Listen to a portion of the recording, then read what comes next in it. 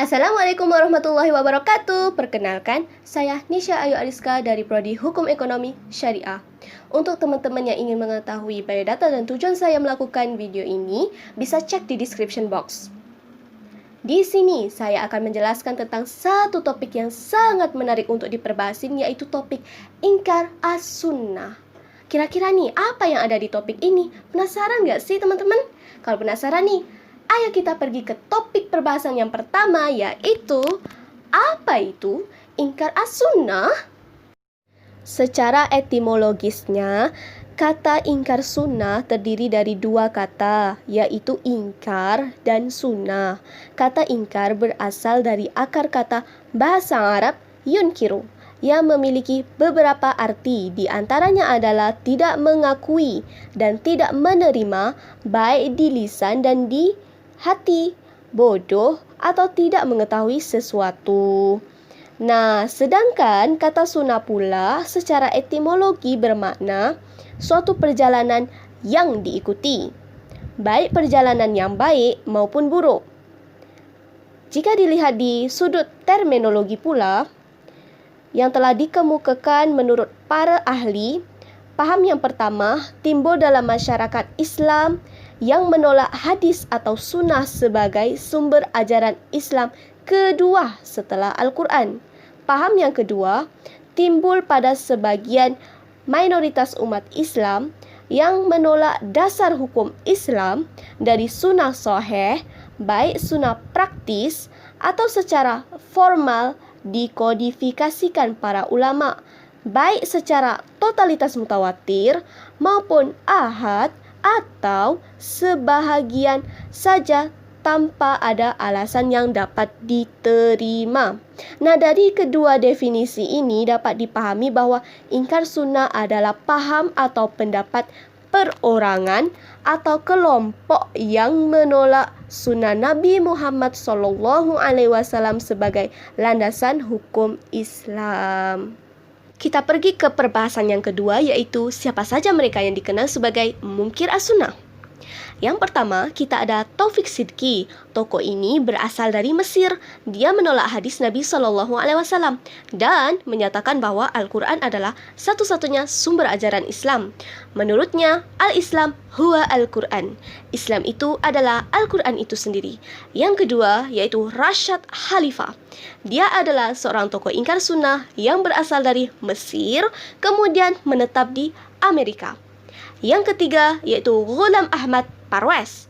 Tokoh ini asalnya dari India dan juga merupakan pengikut setia kepada Taufik Sidki. Nah, yang keempat, tokoh ini bernama Kasim Ahmad yang berasal dari Malaysia. Dan beliau ini merupakan seorang pengagum kepada Rashad Khalifah.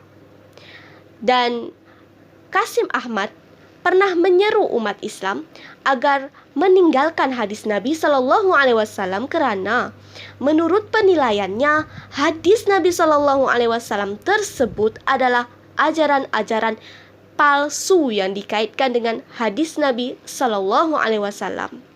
Lebih lanjutnya, dia mengatakan bahwa hadis Nabi SAW merupakan sumber utama penyebab terjadinya perpecahan umat Islam. Nah, tokoh seterusnya adalah tokoh-tokoh ingkar sunnah yang berasal dari Indonesia.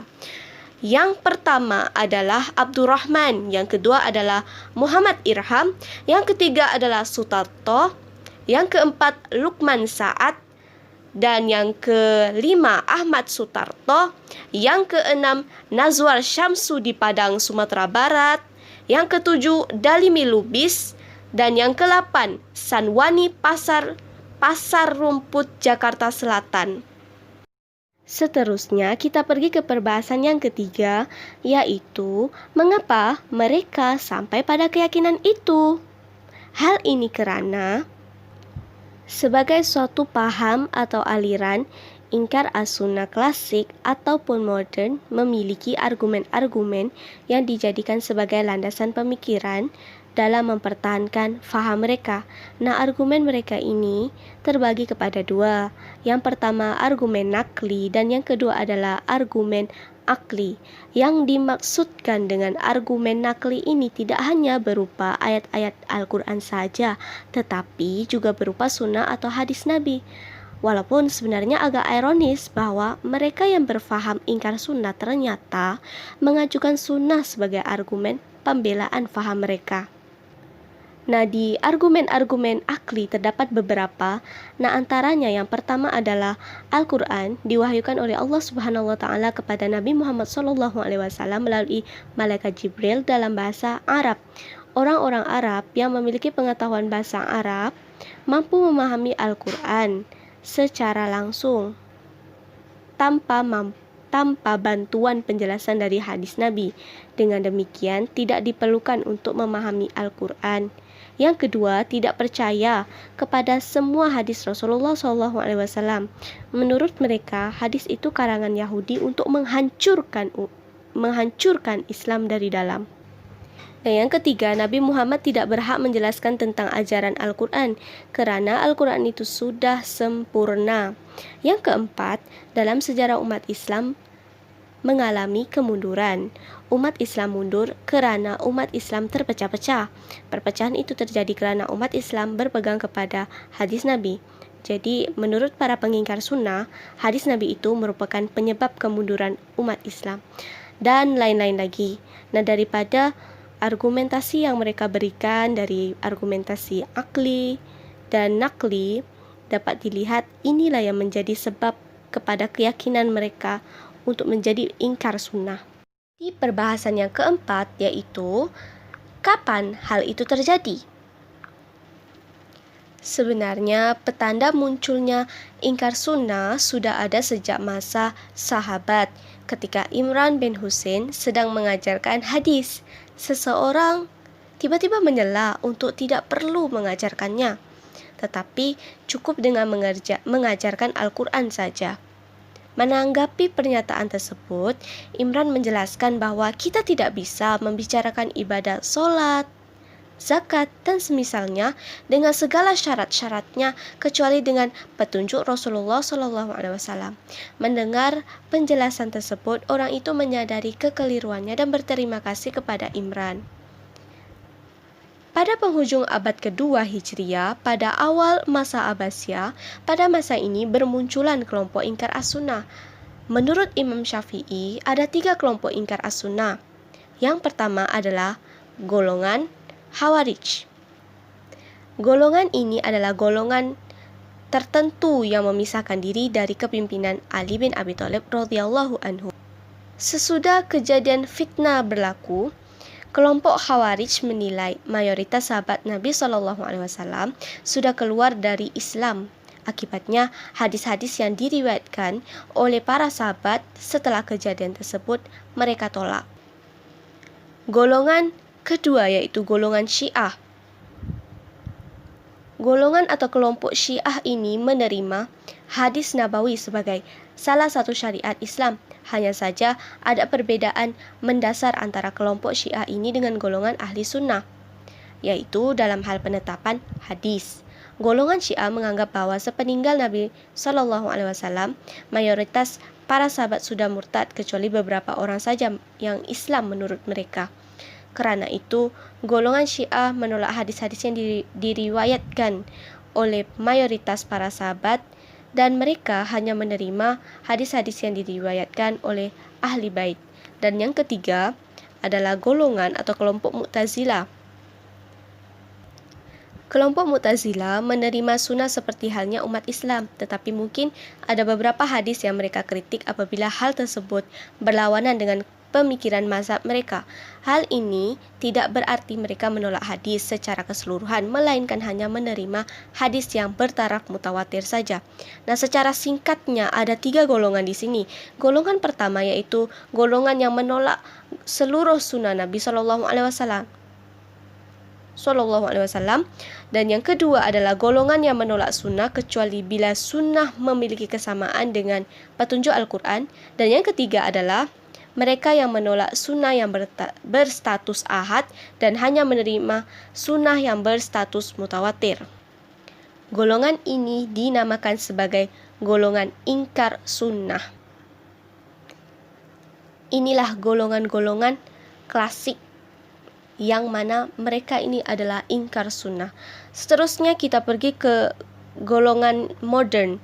Sebenarnya argumentasi yang dikemukakan oleh golongan modern ini sebenarnya tidak jauh beda dengan golongan klasik, hanya saja perbedaan waktu dan jarak di antara mereka sahaja.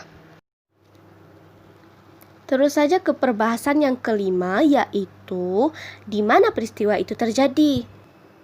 Terdapat dua period, yaitu pada period klasik, ingkar sunnah berada di Irak, Basrah. Sedangkan pada period modern terjadi di beberapa tempat berdasarkan tempat para tokoh masing-masing. Contohnya seperti di Indonesia, Malaysia, India, di Asia Tenggara, itulah banyak sekali melahirkan orang-orang yang mempunyai pemikiran tentang paham ingkar as-sunnah yang sampai saat ini masih mereka pertahankan karena keyakinannya tentang ingkar as-sunnah. Memasuki ke perbahasan kita yang terakhir, yaitu perbahasan yang kelima, bagaimana ingkar as-sunnah itu muncul dan bertahan. Oke, baik. Muncul dan menyebarnya ingkar sunnah atau ingkar hadis dengan pelbagai latar belakang dan motifnya dalam batasan tertentu telah menjadi masalah tersendiri sejak zaman klasik hingga modern, baik dalam kaitannya dengan pemahaman ajaran Islam keseluruhan maupun posisi hadis sebagai salah satu sumber ajaran Islam. Secara empirik, muncul dan berkembangnya komunitas pengingkar hadis tersebut telah menjadi salah satu faktor keresahan masyarakat Muslim. Ini sebabnya mengapa kemudian oleh ahli sejarah Islam menamakan mereka sebagai ingkar as-sunnah, tidak dengan nama ingkar hadis. Mereka tidak mengingkari adanya hadis sebagai perkataan, perbuatan dan ketetapan yang bersumber dari Nabi SAW. Mereka hanya mengingkari kompetensinya dalam hukum Islam. Hal ini disebabkan dari dulu mereka sudah meragukan metodologi kodifikasi yang tidak menjamin kebenaran hadis yang beredar di kalangan umat Islam sampai saat ini benar dari Nabi. Sekian itu saja dari saya. Kita bertemu di video selanjutnya, insya Allah. Wabillahi taufiq wal hidayah. Wassalamualaikum warahmatullahi wabarakatuh.